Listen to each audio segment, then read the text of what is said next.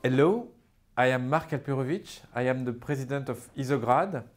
So, first of all, I would like to say that adaptive testing is not always the ideal algorithm when you design a test. The first thing that you have to wonder when you design a test is, what am I trying to achieve? Typically, if you are creating a driving license test, you want to make sure that someone is able to drive a car and is safe for himself and for the other cars.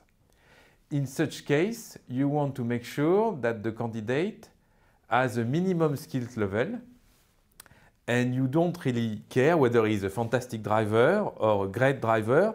You just want to make sure that he's good enough to drive on the road. So, in such case, adaptive testing wouldn't make sense. You want only to make sure that the candidate has a minimum skill level. So there is no point asking him very difficult questions. You just want to make sure that he's good enough. In other diplomas, where the result is a pass or fail, the best way to achieve a result is to ask questions that have a difficulty level that corresponds to the pass rate. Asking questions in a pass or fail test where the difficulty is much lower than the pass rate doesn't make much sense, because you are assessing the candidate on a skill level that is too low compared to what you are trying to achieve. So what we see is that asking questions of various difficulties is mostly relevant when the result that you want to deliver is a level, a grade, or some kind of indicators that can take different values. So a score on 1000, a letter from A to E, a grade on 20, but it makes sense to have questions of various difficulty when you want to deliver a numerical indicator. In such case, adaptive testing does make sense. One thing I would like to mention is delivering a numerical indicator is not always possible. If I take back the driver license, okay, it would be possible to give a score at the end of the test saying you're a great driver. So not only you have the right to drive, but you're a great driver. But now let's imagine the following skill, which would be I speak French and I speak German. And let's say I want to define a numerical indicator. So a first candidate speaks fluently German and doesn't speak French. So if my indicator is a score on 1000, I will give him a 500 grade because he is good in German and doesn't speak French. Now let's take a French candidate. He is very good in French and doesn't speak German, so he would also get 500. And now let's take a US student from a university who is learning French and German, so he speaks good French and good German. So he gets also 500 because he's some kind of fluent on both subjects. So we see that these three candidates, one speaks fluently French and no German, one speaks fluently German and no French, and the third one speaks a bit of both languages, they get the same score, they get 500. So imagine that now they put this score on the resume, and the guy who is going to recruit them says, you have 500, but what does it mean? Does it mean that you speak French? Does it mean that you speak German? Does it mean that you speak both? You see that in such case, the score doesn't work, because people with different profile will get the same score. So the score doesn't discriminate the level of the candidate. And in such case, a pass or fail test would work. Let's imagine that to have the pass score, you need to speak a minimum French and a minimum level of German. In such case, the first candidate, the French one, would fail. The one who only speaks German would fail too, and only the US students who speak both languages would get the pass mark. And in such case, the recruiting guy would say, okay, you passed it. So it means that you speak a bit of German and a bit of French. You may actually have a very good level in both languages. This I don't know, but I know that if you get the pass rate, then you speak both languages. So what we have just illustrated is that scoring is not always possible. It's mainly possible when the skills that you are trying to measure are heavily correlated with each other. i.e., if I score someone on Excel, the software application, Then there are various skills. There is the formulas, there is the data management, sorting, filtering data, there are the graphs. So these are many skills which are quite close to each other and which are good enough to be synthesized in only one score. But some other subjects like digital skills, they may be much more difficult to score. Let's say that in a digital skill test, I put some social networks knowledge, some search on internet, some security, and also some creating documents. Well, you see that some people may be very good at using social networks with a very low knowledge of security on internet. And you will get the effect that we have just described, i.e. the score, one given score, may reflect totally different patterns of skills, which makes the score useless because someone who will look at this score will not understand what are the skills level of the candidate. So in order to do scoring, you need to have heavily correlated skills within the set of skills that you are trying to assess. So now, how does adaptive testing work? Well, the idea is to say, what is the question that will bring me the most information about the skill level of the candidate? Well, let's assume that I've already asked a few questions to the candidate, and at this point in time, I estimate that the candidate is an expert on the subject. If I ask him a very easy question, the candidate will probably answer correctly. Would it bring me any information? No. My guess that the candidate was an expert. I ask him a very easy question. He answers correctly. Great. I mean, I knew that. There was no point asking him. I knew that already.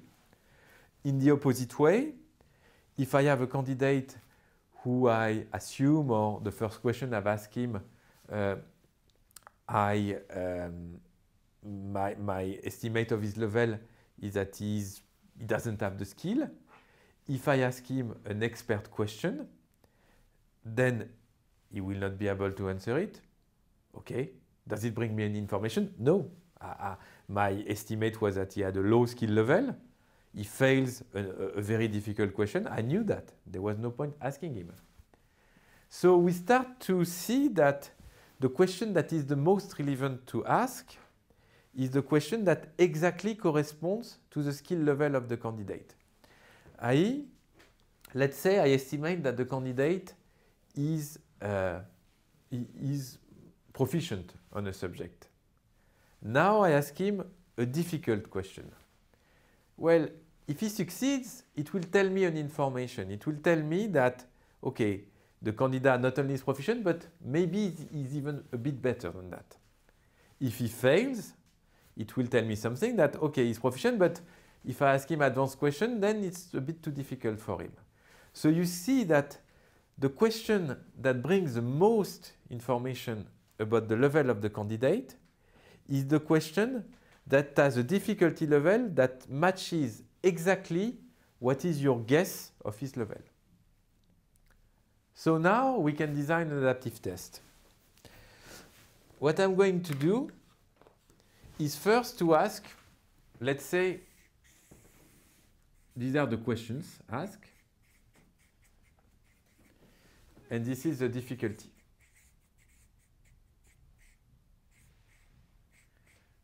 So here is very easy, here it's hard, and here we have medium questions.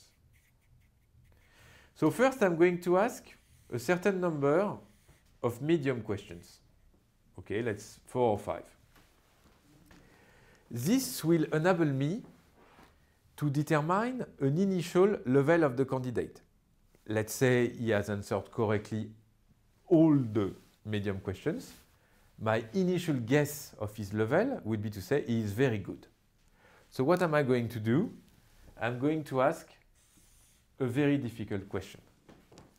Now, if he succeeds, my hypothesis that he is very good will be somehow confirmed.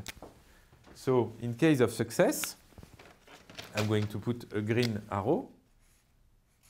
I ask him another or even harder question. Let's say he fails on this more difficult question. Then I'm going to ask an easier question. And let's say he fails again. So my estimate of his level say, okay, he can do that, but when it's around here, he fails. So I'm going to ask him an easier one. And normally, at some point in the test, you will end up with a pattern where if the questions are easier, he succeeds. If the questions are more difficult, he fails. Basically, this is the definition of the level of the candidate. It's a level where if you ask him question of this difficulty, in most of, he will either succeed or fail. What are the benefits of adaptive testing? In most of the case, you have only a certain amount of time to assess your candidate, 10 minutes, 20 minutes, 1 hour. By only asking questions that are relevant to determine the skill level of the candidate within this time frame, you are more efficient, you are more precise because you don't ask questions which are not relevant to determine the level of the candidate. It's also a better experience for the candidate because asking very difficult questions to a candidate that has a poor level will make him feel very uncomfortable. In the opposite way, asking too easy questions to an expert will make your test perceived as not a good test by the expert. So the adaptive testing enables us to get a more precise score by only asking relevant questions in a limited time frame. To summarize what we've seen today, the first thing is that when you design a test, you first have to think of what am I going to deliver as a result? Is it a grade? Is it a score on 1000? Is it a pass or fail? Even if scores or grades sound better, it's not always possible to deliver such information, especially if the set of skills that you are trying to assess are not heavily correlated. If the set of skills that you are trying to assess are heavily correlated, then it may make sense to go for scoring. If you go for scoring, you will then have to ask questions of various difficulty in order to be able to rank the candidate from a low skill level up to an expert level. If you are asking questions of various difficulties, then it makes sense to use adaptive testing to have a more precise test and only ask the relevant question to your candidate.